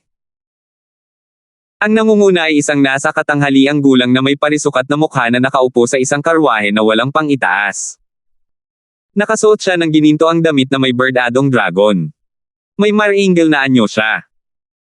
Siya ay walang iba kundi si Douglas, ang emperador ng Soaring Dragon Celestial Kingdom. Ang karwaheng walang pang-itaas ay hinihila ng 9 na malaliyong celestial beast na may makapal at may kintab na balahibo. Si Farley, na nakatayo sa gitna ng karamihan ng mga tao, ay itinuro ang siyam na celestial beast at sinabi kay Alvin, iyon ang mga lion tiger beast. Ang kanilang bilis ay napakabilis. Maihahambing ito sa isang great overarching golden celestial na nasa ranggo ng langit. Nakuha sila ng Soaring Dragon Celestial Kingdom sa mataas na presyo dahil sa kanilang pambihira. Si Tanya na nakatayo sa tabi ni Alvin. Gaya ng dati, nakasuot siya ng puting belo at sombrero para itago ang kanyang anyo. Sa araw na ito, si Douglas, ang emperador ng Soaring Dragon Celestial Kingdom, ay maglalakbay kasama ang 50 napiling kandidato patungo sa kaparangan upang lumahok sa Wasteland Grand Contest. Ang paligsahan ay gaganapin sa sentro ng Taiyei City sa pagkakataong ito. Ang lugar ng paligsahan ay iikot sa pagitan ng tatlong pangunahing celestial sects ng kaparangan. Nagkataon, ang Taiyei sect naman ang mag-host ng Wasteland Grand Contest. Dahil medyo malayo ang Taiyei City mula sa Soaring Dragon Celestial Kingdom, kinailangan nilang umalis ng mas maaga. Halimbawa, ang intermediate rank na Cloudy Rock Celestial Kingdom ay mas malayo pa sa Taiyei City, kaya kinailangan nilang umalis isang araw bago ang paligsahan. Ang bilis nila ay maihahambing sa isang great overarching golden celestial. Nabigla si Alvin nang marinig ang mga salita ni Farley. Ito ang unang pagkakataon na nakakita siya ng isang makapangyarihang celestial beast na walang kamalayan simula nang umakyat siya sa spirit overarching heaven. Bukod dito, sila ay ikinulong at may bilis na kasing bilis ng isang great overarching golden celestial na nasa ranggo ng langit. Tumingin si Alvin kay Farley at nagtanong, ang pagpapalaki ng mga halimaw na tulad nito. Siguro ay nagkakahalaga ng maraming great overarching pills, tama ba? Oo. Tumango si Farley. Gayunpaman, ito ang hangganan kung gaano sila kalakas na kayang palakasin ng Imperial Family ng Soaring Dragon Celestial Kingdom. Kung gusto natin silang palakasin, hindi na sapat ang great overarching pills. Kakailanganin natin ang Golden Evolution Pill para mapataas ang kanilang lakas na maihahambing sa pinakamataas na antas ng Great Overarching Golden Celestial. Pagkatapos nito, kakailanganin natin ang Overarching Golden Celestial Pill at ang Overarching Heaven Pill para lalong mapabuti ang kanilang lakas. Patuloy na sinabi ni Farley habang umiiling, hindi natin kayang bayaran ang lahat ng susunod na tableta. Ang Golden Evolution Pill. Lumiwanag ang mga mata ni Alvin. Kaya ang Golden Evolution Pill ay medyo katulad ng Golden Gilded Pill na ginagamit ng mga Golden Celestial para mapataas ang kanilang lakas, tama ba? 2,768. Alam din ni Alvin ang tungkol sa Golden Evolution Pill. Ang tableta ay isang pangkaraniwang Celestial Pill na pangunahing ginagamit ng mga Great Overarching Golden Celestial. Ang mga ordinaryong Great Overarching Golden Celestial ay makakapagpataas ng kanilang lakas ng isang antas pagkatapos uminom ng tableta. Natural lang na hindi ito naaangkop sa peak Great Overarching Golden Celestial. Dahil ang susunod na yugto ng peak Great Overarching Golden Celestial ay ang maging isang Overarching Heavenly Supreme Celestial, magiging walang silbi ang tableta. Ang isang heaven rank na Great Overarching Golden Celestial ay maaaring mabilis na maging isang peak Great Overarching Golden Celestial pagkatapos uminom ng tableta. Upang maabot ang susunod na antas, ang peak Great Overarching Golden Celestial ay kailangang uminom ng prominenteng Celestial Pill, ang Overarching Heaven Pill. Para mabago ang mga walang isip na Celestial Beast mula sa isang Great Golden Overarching Golden Celestial na nasa ranggo ng langit tungo sa isang Peak Great Overarching Celestial, kakailanganin ng isang Golden Evolution Pill. Para mas lumakas pa ito, kakailanganin ng isang Overarching Heaven Pill. Gayunpaman, ang Golden Evolution ay hindi madaling makuha. Ito ay itinuturing na isa sa mga pinakabihirang mediocre na Celestial Pills. Sa katunayan, ang presyo nito ay mas mahal kaysa sa ilang prominenteng Celestial Pills. Ang paggamit ng Golden Evolution Pill sa Celestial Beasts ay isang luho. Lalo na ang Soaring Dragon Celestial Kingdom, kahit ang 3 major Celestial sects ng Wasteland ay hindi kayang gawin ang isang bagay na tulad niyan. Naisip ni Alvin sa kanyang sarili. Ang pagtataas ng lakas ng isang Celestial Beast sa antas ng isang Overarching Heavenly Supreme Celestial ay magiging lubhang mahirap dahil nangangailangan ito ng maraming Overarching Heaven Pills. Ang mga tabletas ay mahirap makuha kahit para sa 3 major celestial sects ng Wasteland. Dahil sa mga kaisipang ito, natitiyak ni Alvin na ang tatlong pangunahing sekta ng kalawakan ng kaparangan ay maaaring walang celestial beast na may lakas ng isang overarching heavenly supreme celestial. Kahit na mayroon sila, hindi magiging mataas ang bilang nila.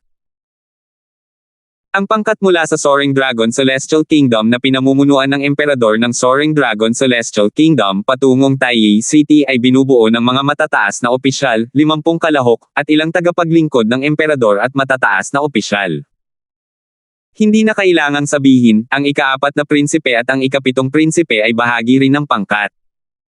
Nanatiling malayo sina Alvin, Farley, at Tanya sa grupo. Mabilis silang naglakbay sa tulong ni Luisito. Dahil si Luisito ay isang heaven-rank overarching heavenly supreme celestial, hindi naging mahirap para sa kanya na magdala ng ilang tao at pantayan ang bilis ng 9 na Lion Tiger Celestial Beasts.